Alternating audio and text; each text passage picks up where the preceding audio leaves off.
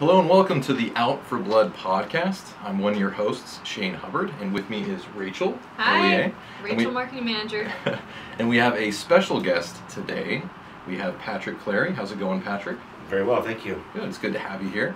Patrick, how long have you been with Houchin? Give us kind of your background so that the listeners know. I mean, they probably already know who you are, but for those that don't know you.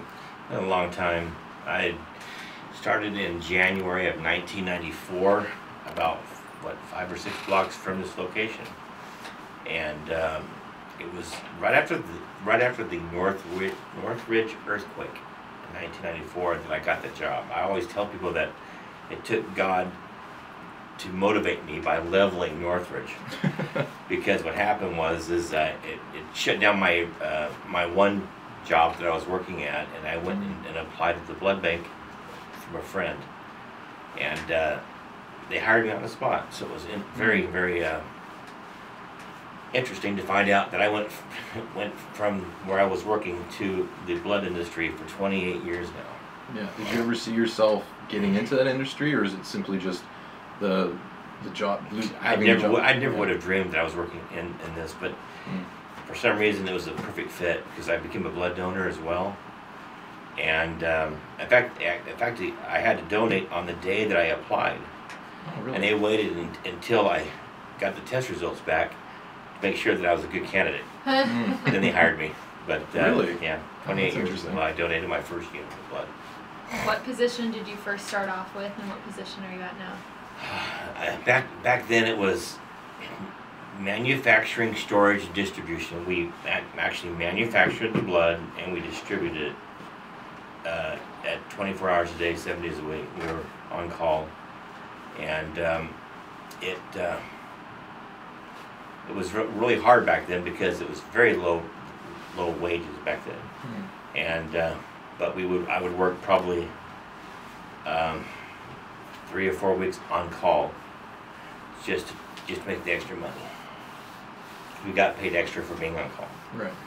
The hours were actually they shut down the blood bank at 12 midnight. And after 12 midnight, then we were open again about 6:30 in the morning. So between 12 and 6:30, you had a pager. We didn't have a cell phone back then. We had a pager. Right. And so we would be driving down the road, and the pager would go off. Oh, great! We'd pull over at Arco and get on the phone and says, "All right, which hospital?" The answering service would tell us who called. Oh, wow. Back down to the blood bank and deliver blood to San Joaquin or Kern Medical Center or Memorial, whatever. It was hard back in the younger days. Yeah. So it wasn't 24 hours back then. It was just a certain hours during the day, and then you were on call from midnight to 6. Is that correct? Yeah. Okay. We covered the community, but it was after hours. After hours, right? Yeah. Okay. Well, 28 years is a long time. What are some other ways that blood banking has changed? I know the blood used to be in glass bottles. Were you there when that was? No, I'm not that old. But no, back when we started, it was just collecting a unit of whole blood, and we would spin it down, separating the plasma from the red cell, and then the unit then would be a packed red blood cell and a plasma. We made random platelets back then. We also made cryo, and those are 2 other products that you can get out of the whole blood. So in theory, you can get 3 products out of a unit of whole blood. And so that's where one donation can affect or have an impact on 3 different people. Right. So, but we weren't filtering it back then, and filtering it where we would filter or leukocyte reduce the unit of blood, it would be that was like an added, something that wasn't the industry standard back then. It was like a special order, and the industry now is 100% of the units that we collect now are filtered, and that takes a lot longer. So, but it's by far a better product. But back when I started, it was like a special order. So what changed? I mean, did the technology just get better, and so we just started doing all the leukoreduced, or was it just a need? Yeah. Yeah. Okay. Yeah. So it was just technology. after they saw the benefits of it, because of a leukoreduced red blood cell transfused to a patient had a better effect, less reactions, and shorter bed stays. Mm. So they've adopted it to be the industry standard by leukoreducing the units.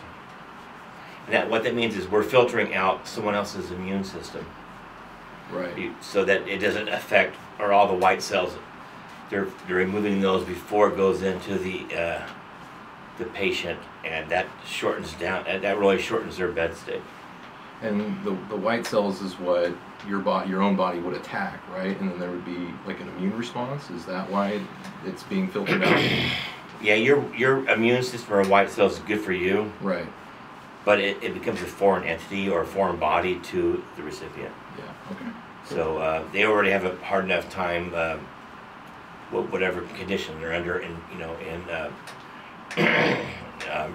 recovering from whatever condition. They don't need to be fighting off someone else's T immune cells. system. Yeah.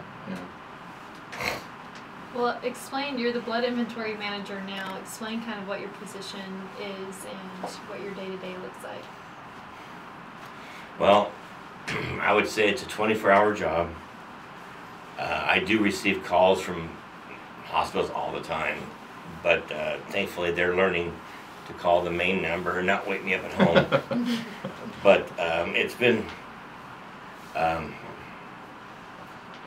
challenge. The inventory right now it fluctuates. Blood has a shelf life, so you have to manage that through product rotation, resource sharing, and I'll get to that in a minute. And then the just communication with all the hospitals, because right now, for example, we're very low on OPAs, red cells. So what we do is we'll call around and get an actual number of all the hospitals in Kern County that have OPAs on their shelf. If there's an event like a trauma say at the county hospital, then we would go and call and retrieve some units in order to take it over to the hospital and take care of the trauma. So we're robbing Peter to pay Paul, per se.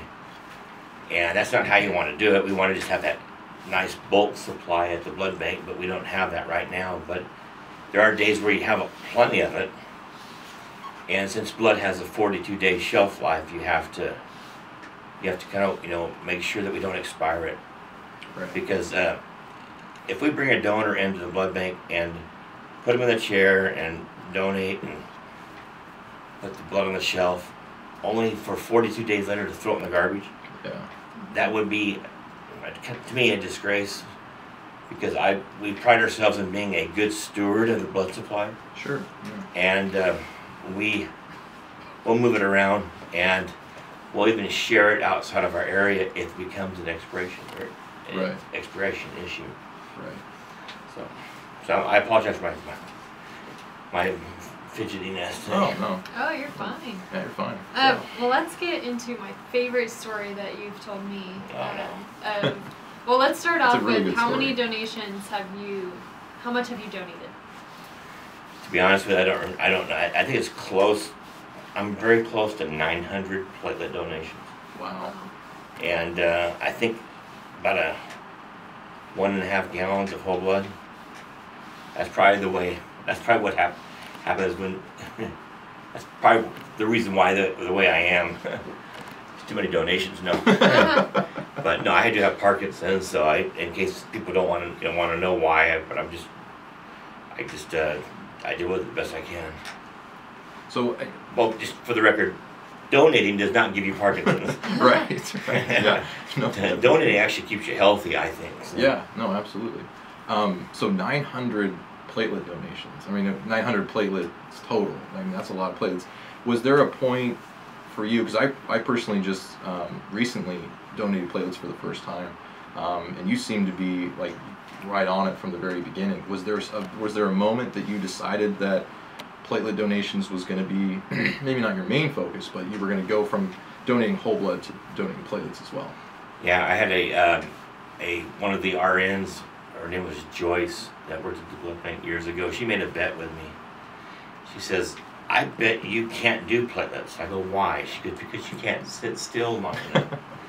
And because I was really active and all of that, and I took her up on the bed, got in the chair, and donated, which became, I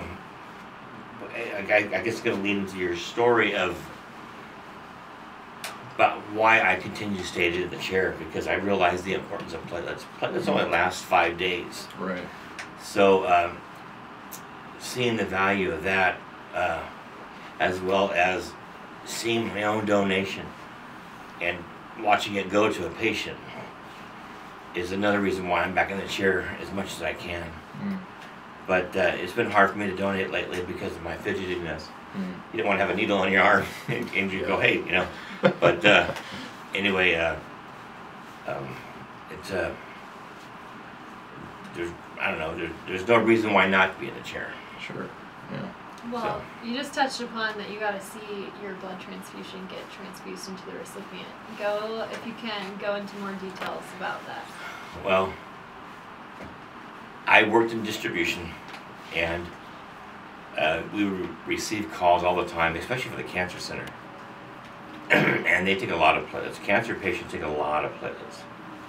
And I remember getting a call, and I was the only one in distribution at the time to deliver a unit of platelets to the Comprehensive Blood and Cancer Center. And back then, I think it was at the Emerald Tower. They're on Truxton Drive, Truxton and Empire Drive. And so I grabbed the product off the shelf, and I looked at the unit number, and I knew that the unit was mine because I was relatively new at donating the platelets, and I was very intrigued about the color characteristics and all that kind of stuff. And I'd hold it up to the light, and I'd go, "Wow, those are mine." Right. It's pretty cool. Yeah, so that's pretty cool. And then it dawned on me, I'm going to be delivering this, Mm. my own product, to the cancer center. So I go, "Well, this is going to be cool. Right. Maybe I'll see the grandma or the grandpa or whoever will be receiving my product." And so I get to the or the Comprehensive Blood and Cancer Center, and I get there and I says, "Hey, Betty, who's this patient that's receiving this? Do you think I can take a peek?" Mm. And she says, "Why?" I says, "Because these are mine." Mm. And she says, "Wow, you're really in for a treat." I go, "Okay, so can I?" So she led me into the back room, and it never dawned on me that it was going to be a 4-year-old boy. Oh wow. I would say his name, but I don't want to mention that's that. okay. But I do know that. I mean, first of all, a 4-year-old boy. Why would a 4-year-old boy be needing platelets? Right. These children are being born with cancer. Yeah. They get cancer in their early ages. It's like it was a really eye-opener. And I do know that being a participant in the cancer, walkathons they have here in Bakersfield, on the cancer walk, I remember running into him. Oh wow. And he was, I think about 8 years older at that time. And I met him, and I kind of shared my story with him. Got a hug from him. It was really, That's powerful. Wow. yeah, it was very humbling, or very, I don't know, very Heartwarming. blessed. Yeah, I was very blessed to meet that person, to know that I had an impact on someone else's life, and I was back in the chair again. I was back there donating about every 2 weeks. I was back in the chair. As you can tell by the size of the divot in my arms. But we call it the Divot Club, by the way. Do you think that more people would donate if they got, maybe not to meet the exact person that their donation went to, but a story like that, when I heard that story, it actually, I don't think I was eligible at the time, but I was watching, it was on YouTube when I first heard that story. And it motivated me to donate because it was that connection with somebody else. It was seeing that by donation, we always hear, oh, you saved 3 lives, but having an actual, name to the person, or getting to meet them, or at least see their face or something like that, makes a huge difference. Do you think, more people would donate if they actually got to meet the person, or at least meet people that have received their product? Why wouldn't it? Yeah. I mean, like meet the patient, meet the donor. Right. I think it would have a real positive effect, but I always think that when I walk down the street, and as I pass somebody, I say to myself, maybe that person received a blood transfusion. Right. There's a little bit of me, a part of me that's out there in the world walking the street right now, Right. because of me. One thing that we began implementing about a year ago is it's called the Think the Donor program, and we pushed it out to all of our hospitals. We're still trying to get more on board, but basically there's a card, and a recipient or their family member, or even one of the nurses has access to the number of the blood product, and that recipient or their family member can send a thank you to the donor. It's all anonymous, but it's another way for them to reach out to the donor to say thank you. It's a really cool program. Yeah. And they actually had a meet the donor type of event where I think 3 donors were called in with the permission of the the recipients and all that. It was all in agreement, with, Right. but and it was had an effect with, I guess, twin children. They're a set of twins that are alive today because of these 3 donors, Oh wow. or 3 of many donors, but 3 of them came forward and they got to meet the family. Wow. And there wasn't a dry eye in the house, yeah. I'm telling you. How could there be? No, but it was. You just don't know who you're gonna affect. Right. And that was actually my second week working at Houchin, and I got to participate in that. And you're right, there was not a dry eye in the room. Everybody was crying. Even the news reporters were crying because they got to meet the family. They got to see the little boy. There was another story. So there was twins where they got to meet the parents, and then there was another family where it was the donors, and then it was the mom and her son. And she, when she was pregnant with her son, was it hemorrhage, or she was basically bleeding out, and she needed a lot of blood transfusions, and so did her son. So it was really cool, and they called themselves Blood Sisters. And it was really cool seeing them. You were there for that? I can't remember. It was about in March of 2020. Man, time Right flies when before you're having COVID. fun.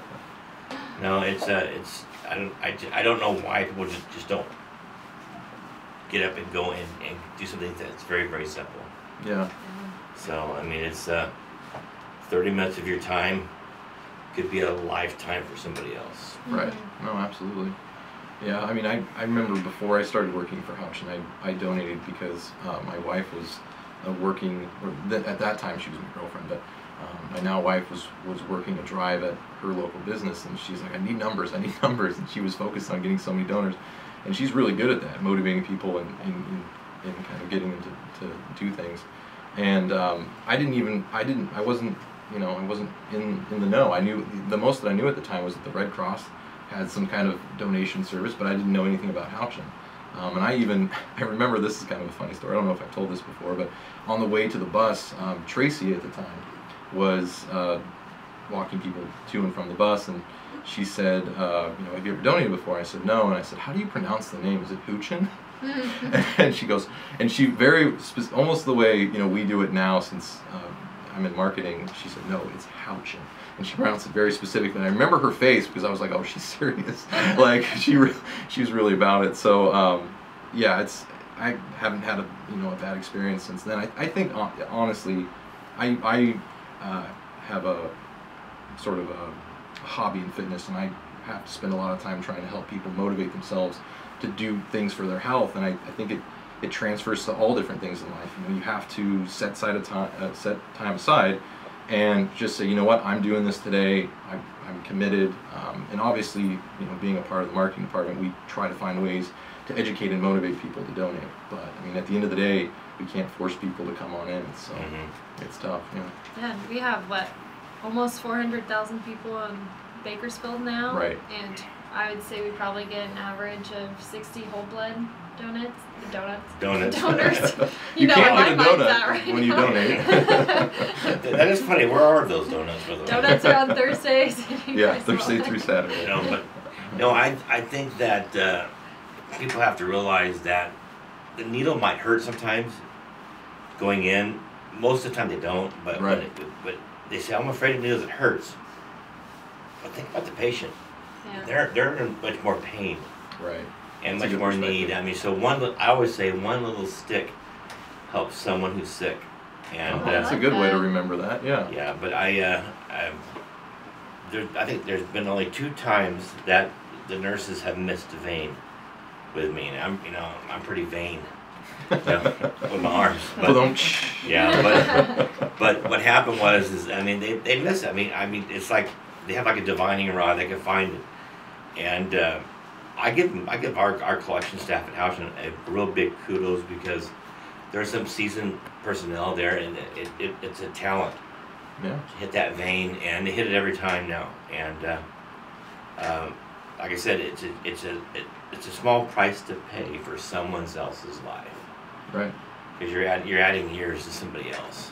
Mhm. And especially in the case, not to make too much light of what you just said, but like, if you're donating platelets, when I was donating the other day, there was a guy that said they used to do both arms, and it used to take 3 hours, and there was nothing to watch on Netflix because Netflix didn't exist. So we try to make it as comfortable as we can for our donors to have the experience. And like you said, like since I've been donating at Houchin, I haven't had a bad stick either. It's always been a great experience, and yeah, you're right.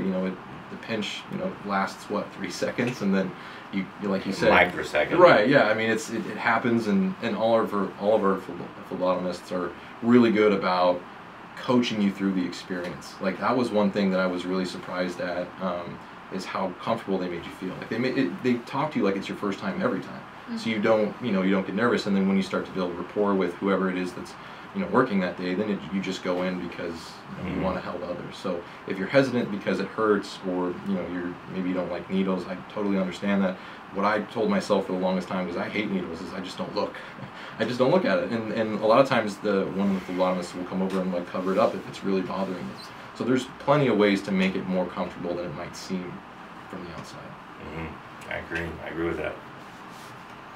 What advice would you give for somebody that might not ever have donated or is thinking about donating platelets but doesn't know much about it? What's your advice? Well, my advice would be, if you've never donated, donate a whole blood first. Mm-hmm. Get used to the experience of just donating, because the actual whole blood donation process for collecting a unit from the time the needle goes in, the time the needle comes out, will generally last less than 15 minutes. The screening process and getting a snack afterwards, all that, you're looking at about 30 to 45 minutes for a first-time donor. But get acclimated to the whole blood, and then if you and then ask about the apheresis program, which is where you collect platelets, plasma, and red cells, or any combination of that product. And talk to a nurse or one of the staff there to see if they would be a good candidate for the apheresis program. If they have a good vein, or if they have a good, or get a pre-count to find out how high their platelet count might be. Right. To see if they would be a good candidate for that. And also their blood type. Your blood type, if you're type AB, your AB blood can only go to an AB patient. Mm-hmm. So if you're AB pos, the good news about being an AB pos donor is you're the universal recipient. You'll never go without blood. If you get hurt, you'll always get blood, because AB pos people can receive any blood type. Right.